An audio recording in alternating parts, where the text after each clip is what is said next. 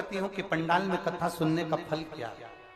हमें जगह नहीं मिली, हम एक जगह कथा श्रवण करने के लिए बाहर बैठकर कथा सुनते रहे और मेरे बाबा ने मुझे छप्पर फाड़ कर दे दिया। मेरे 2 बेटे, बाबा की कृपा से एक बेटे ने जो कथा सुनी, बाबा ने ऐसी कृपा करी कि उसको HDFC बैंक में नौकरी दे दी, और दूसरा बेटे ने फिर दूसरे पंडाल में बैठकर कथा सुनी तो मेरे बेटे को VLD पशुओं के सरकारी अस्पताल में उसको नौकरी मिल गई। मैं बाबा को धन्यवाद देने के लिए आया। ये शंकर ओघड़ी है, शंभु त्रिकालदर्शी कैलाशी अविनाशी। कई लोग बाहर खड़े रहते हैं, बाहर बैठे रहते हैं, उनके मन में आता है कि हमें भी पंडाल के अंदर जाना है। मेरा निवेदन केवल इस व्यासपीठ से इतना सा रहेगा, तुम्हें जहां जगह मिल जाए, जहां तुमको जगह मिले तुम वहां बैठकर कथा सुनो, पर इतना ध्यान लगाकर सुनना कि आप भगवान शंकर की कथा को बैठकर सुन रहे हो। शिव तुम्हारे सम्मुख में और तुम शिव के सम्मुख में, कोई दूसरा तुम्हारे बीच में नहीं, केवल शंकर ही शंकर तुम्हारे सामने भी है, तुम्हारे सम्मुख भी है। शिव के सिवा कुछ नहीं। खाली ना जाता कोई दर से तुम्हारे, खाली ना जाता कोई दर से तुम्हारे, मैं भी खड़ा हूँ लड़े बाहे पसारे, अपने हृदय से लगा लो गिरा जा रहा हो, उठा लो भोले अपने दर से, अब तोड़ा डालो गिरी जा रही हो, उठा लो। दिल से किया गया भजन खाली नहीं जाए। सती मैया ने प्राणों को त्याग दिया, वही सती माता हिमालय राज के घर में मैनावती जी के गर्भ से पार्वती के नाम से विख्यात हो गई। पार्वती माता का जन्म हुआ। अब बाल्यावस्था से माता पार्वती जी के मन में एक ही बात थी कि शंकर को समझना, शिव को जानना।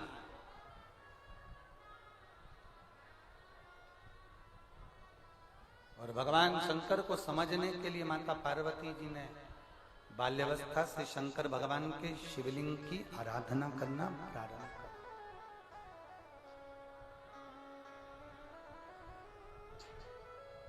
शंकर भगवान के शिवलिंग का निर्माण करती, उसका पूजन करती, आराधना करती, और ऐसी कृपा देवादिदेव महादेव की हो गई, ऐसी करुणा महादेव की हो गई, ऐसी कृपा देवादिदेव महादेव की हो गई कि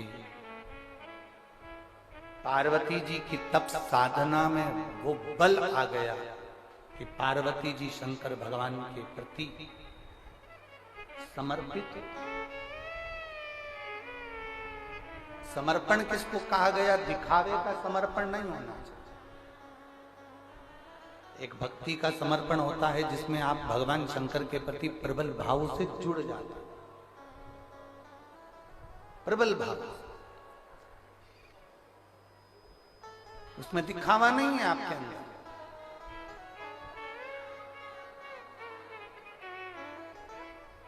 केवल एक विश्वास लेकर आप जुड़े हो।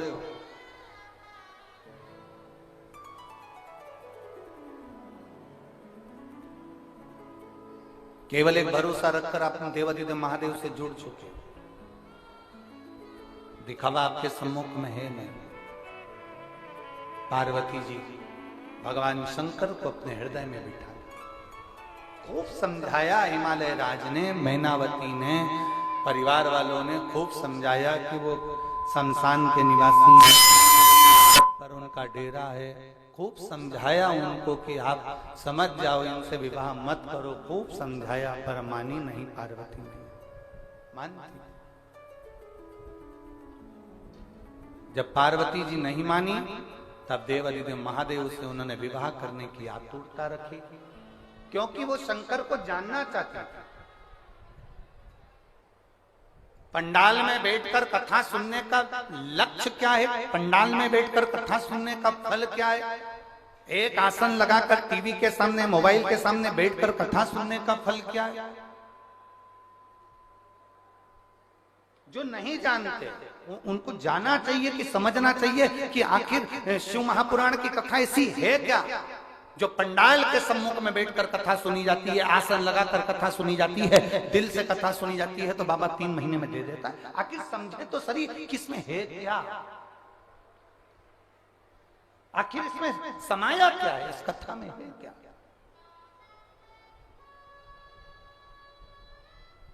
जो जान गया वो जान गया।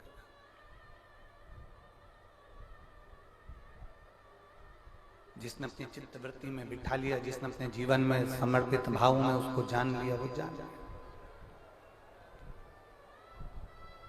पार्वती जी शंकर जी को जानने के लिए उनसे फिर विवाह करना चाहते। वापिस कभी उमा बनी, कभी कात्यायनी बनी, कभी कुष्मांडा बनी, कभी चंद्रघंटा बनी, कभी स्कंदा बनी, कभी सती बनी, ना जाने कभी उमा बनती है। कितने कितने जन्म माता पार्वती के निकलते चले गए। फिर एक जन्म माता पार्वती का जो हिमालय राज के घर में हुआ वो फिर जानने के लिए।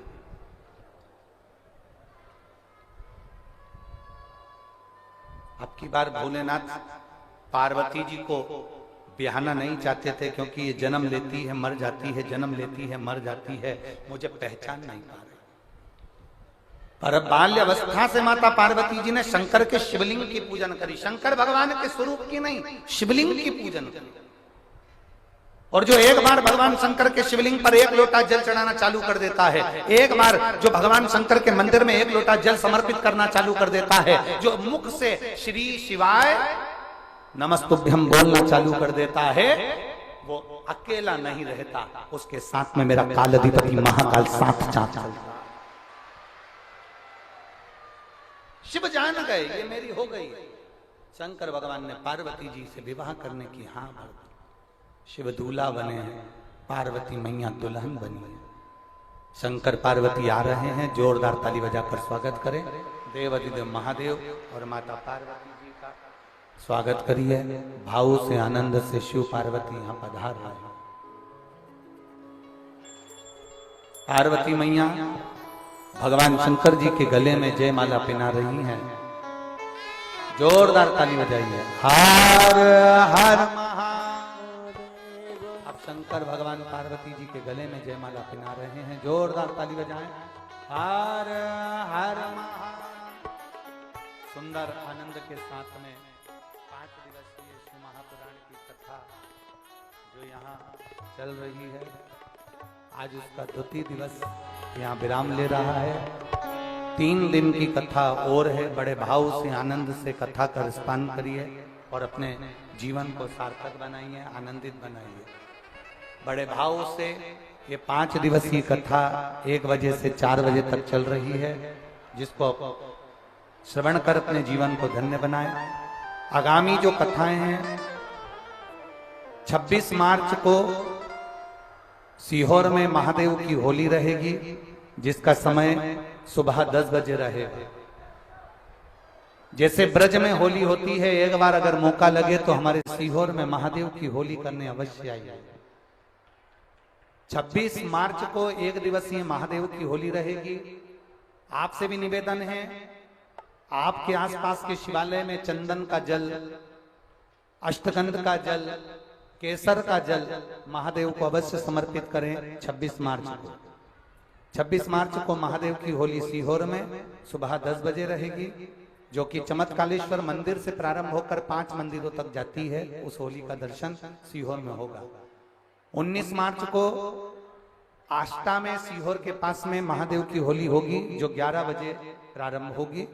और उसके बाद में 1 अप्रैल से 7 अप्रैल तक मनासा जिला नीमच में 1 बजे से 4 बजे तक शिव महापुराण की कथा रहेगी, जो कि शहीदों को, आर्मी के शहीदों को समर्पित रहेगी। 11 अप्रैल से 15 अप्रैल तक बिलासपुर छत्तीसगढ़ में 1 बजे से 4 बजे तक कथा रहेगी। बिलासपुर छत्तीसगढ़ 11 अप्रैल से 15 अप्रैल तक। 19 अप्रैल से 25 अप्रैल तक हालेकोसा छत्तीसगढ़ जिला राजनांदगांव में कथा रहेगी 1 बजे से 4 बजे तक। ऐसी कथाओं का क्रम चालू रहेगा, आप सब भाव से श्रवण कर सकते हैं। अभी